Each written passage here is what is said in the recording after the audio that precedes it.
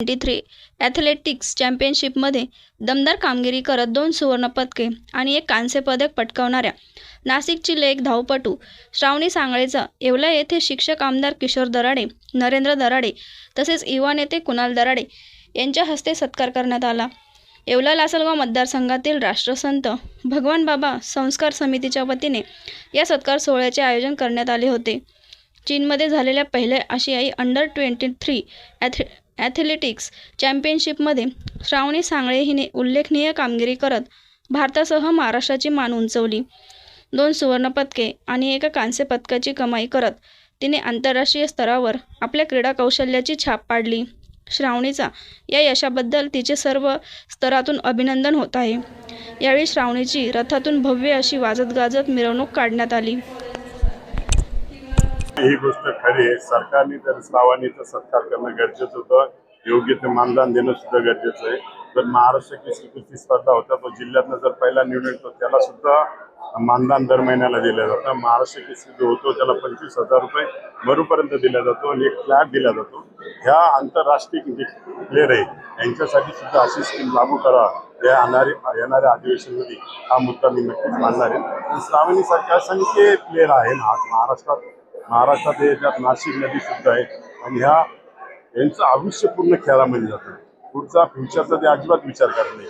येणाऱ्या काळामध्ये त्यांना काहीतरी जसं शिक्षकांना पेन्शन देते, गव्हर्नमेंट त्यांना फॅसिलिटी दिली जातं, तसं प्लेअरसाठी सुद्धा मानधन देऊन येणारा काळ त्यांचं ज्यावेळेस वय झाल्यानंतर काही प्रॅक्टिस करू शकत नाही, त्यास उत्पन्नाचं साधन नसतं, त्याच्यामुळे त्या लोकांना मरोपर्यंत मानधन द्यावं यासाठी मी सभागृहामध्ये श्रावणीसाठी तुम्ही मुख्यमंत्र्यांकडे जसं काही मागणी करणार। या श्रावणीचा सत्कार मी आमचे मार्गदर्शक एकनाथराव शिंदे यांच्याकडे सत्कारची वेळ घेणार आहे आणि श्रावणीचा सत्कार त्यांच्या हस्ते करणार। आंतरराष्ट्रीय दर्जापर्यंत पोहोचण्यासाठी काही विशेष मदत किंवा सरकारकडून काही मागणी असणार? आंतरराष्ट्रीय लेवलपर्यंत ज्या काही मदत लागते ती शासन दरबारी मागणार आहे। श्रावणीला आंतरराष्ट्रीयसाठी जी मदत लागेल तर दराडे परिवार म्हणून आम्ही स्वतः सगळे त्यांच्या पाठीशी आहे। बरोबर आई-वडिलांनी मी जी प्रत्येक गोष्ट मागितली ती त्यांच्या परीने देण्याचा पूर्ण प्रयत्न केला। त्यांनी मला एकदाही सांगितलं नाही म्हणून बोलले नाही। जी गोष्ट मला हवी होती ती सगळ्या गोष्टी त्यांनी मला दिल्या आतापर्यंत। खूप प्रचंड सपोर्ट केला। यशाचं श्रेय तू कोणाला देशील? मी माझ्या कोचला, माझ्या परिवाराला, सगळ्याच परिवाराला माझे श्रेय देईन।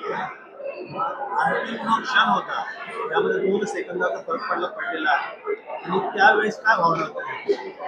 त्यावेळेस मी असा विचार करत होती की मला भारतासाठी मेडल हवं आहे, गोल्ड मेडल हवं आहे। आणि आज जो सत्कार जोडलेला आहे भगवान बाबा आणि दराडे परिवार यावर काय सांगा? मी त्यांच्या सगळ्यांचे खूपच धन्यवाद मानते। त्यांनी मला नेहमीच पाठिंबा दिलेला आहे आणि असंच बाकीच्या जे नवीन खेळाडू येतील, बाकीच्या क्षेत्रांमध्ये जे उज्ज्वल होतील त्यांनाही असा सत्कार करावा। अरे बोलायचं ताई, तो ही अचिव्हमेंट जी आहे कशा पद्धतीने जी आहे या स्टेजपर्यंत पोहोचते त्याचं थोडंसं जे आहे आम्हाला सांगतो। मी तर मागच्या 9-10 वर्षांपासून VDK स्पोर्ट्स फाउंडेशन नाशिक इथे VDK स्पोर्ट्स फाउंडेशन नाशिक इथे वैजनाथ काळे सर यांच्या मार्गदर्शनाखाली सराव करते। इथे पोहोचण्यामध्ये त्यांचे मला खूप साथ होती, त्यासोबतच माझ्या परिवाराची सुद्धा खूप साथ लागलेली आहे मला। धन्यवाद। याच्यामध्ये जे आहे राष्ट्रीय संत भगवान बाबा सत्कार समिती येवला लासलगावच्या वतीने श्रावणी सांगळे ही आपली नाशिकची कन्या आहे, जिने पहिलं एशियन अंडर-23 स्पर्धेमध्ये चायनामध्ये जाऊन त्या ठिकाणी 2 गोल्ड आणि 1 ब्रॉन्झ असे 3 मेडल त्या ठिकाणी पटकावलेले आहे। एक रिले मिक्समध्ये, एक रिले गर्ल आणि इंडिव्हिज्युअल अशा 3 क्षेत्रामध्ये त्या ठिकाणी तिने कामगिरी केली आहे। आणि मी नाशिक जिल्ह्याचा भाग असल्याने येवलेकरांना श्रावणीचा मनापासून अभिमान आहे आणि श्रावणीने जिल्ह्याचं नव्हे, राज्याचं नव्हे तर संपूर्ण देशाचं नाव त्या ठिकाणी रोशन केलंय। कारण की अतिशय अनुकूल परिस्थितीमध्ये श्रावणीने त्या ठिकाणी कष्ट करून आपल्या देशाचं नाव रोशन केलंय। मी राष्ट्रीय संत भगवान बाबा सत्कार समितीच्या वतीने मी श्रावणी सांगळेचं मनापासून आभार मानतो आणि तिला तिच्या पुढील वाटचालीस मनपूर्वक शुभेच्छा देतो।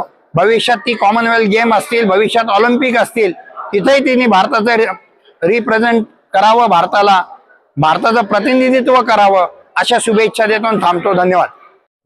माझ्या मुलीने देशासाठी जे मेडल मिळवलंय त्याचा मला प्रचंड अभिमान आहे आणि माझ्या मुलीमुळे माझं नाव झालं ही गोष्ट मला अत्यंत आनंददायी वाटते आणि खूप छान वाटते. आता तिने पुढे आंतरराष्ट्रीय दर्जाचा खेळाडू बनावा अशी नक्कीच तिने देशासाठी जेवढे जास्तीत जास्त मेडल्स आणता येतील तेवढे आणावे हीच सदिच्छा आहे माझी. कारण प्रत्येकाच्या याचे पुढे शक्य तेवढा प्रयत्न राहील की तिला उच्च दर्जाचं प्रशिक्षण मिळावं, चांगल्या सुविधा मिळाव्यात आणि त्यातून तिने अजून चांगली कामगिरी करावी आपल्या देशासाठी हीच सदिच्छा राहील माझी.